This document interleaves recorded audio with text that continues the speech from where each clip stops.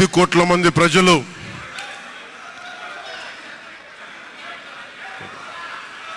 మీరు కూడా కూర్చోండి.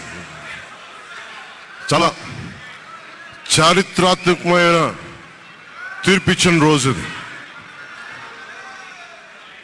ఏ మాటకైతే మనం కట్టుబడి ఉన్నామో ఆంధ్రప్రదేశ్ ప్రజలకి జవాబుదారీతనంతో ప్రభుత్వం స్థాపిస్తాం, ఏ మాట మీద మనం చెప్పామో కూటమి ప్రభుత్వం ఆ మాటను నిలబెట్టుకుంటుంది. ఈరోజు మీ అందరికీ జనసేన పార్టీ ఆఫీస్ కేంద్ర కార్యాలయం నుంచి ఈ వేదిక నుంచి ఒకటే చెప్తా ఉన్నాను మీ అందరికీ, వైసీపీ వైఎస్ జగన్ గారు కానీ వారు మన వ్యక్తిగతంగా నాకు శత్రువులు కాదు. ప్రజాస్వామ్యానికి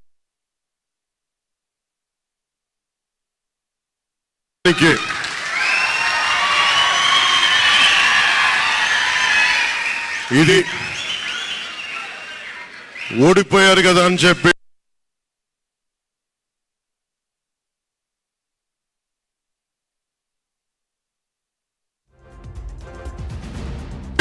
జనసేన నాయకులుగా గుర్తుపెట్టుకోవాల్సింది. ఇది కక్ష సాధింపు సమయాలు కాదు, 5 కోట్ల మంది ప్రజల కోసం పనిచేసే సమయం ఇది. 5 కోట్ల మంది పైచులకు ఆంధ్రప్రదేశ్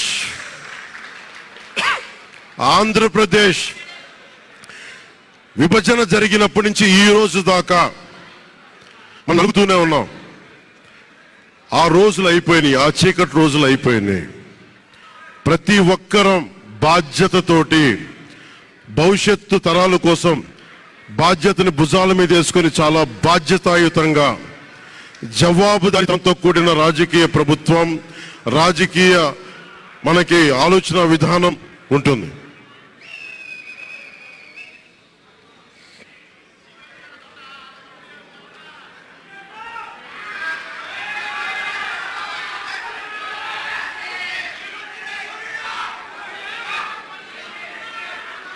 నేను ఆలోచిస్తా ఉన్నాను ఒక క్షణం, ఏం మాట్లాడాలి రోజు అని.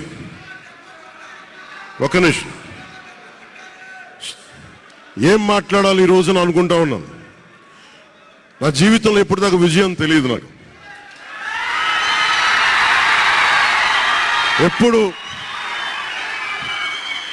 ఎప్పుడు ఒకే ఒకసారి సినిమాల్లో ఉన్నప్పుడు తొలి ప్రేమ అనే విజయం చూశాను.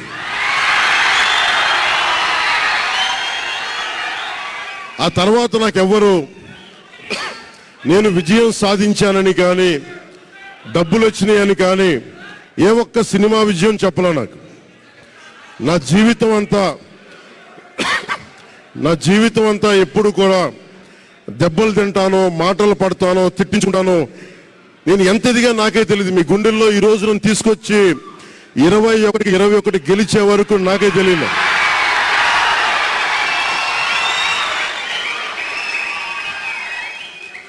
భారతదేశంలో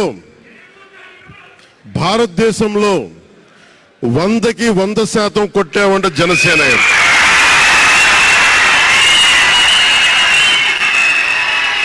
100కి 100.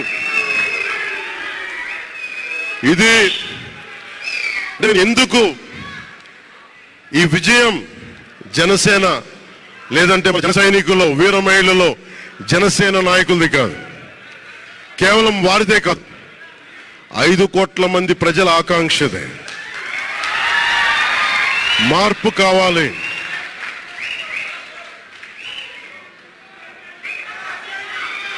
మార్పు కావాలి, పాలన మారాలి. ఇవన్నీ చాలా మంది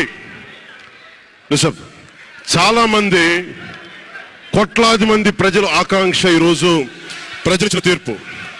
బాబు మీరిద్దరు కూర్చోవాలమ్మా దయచేసి. నువ్వు పక్కకు వచ్చామ్మా, నువ్వు పక్కకు రా.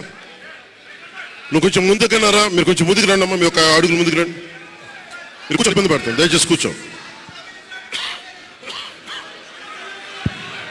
దయచేసి కూర్చోవాలి.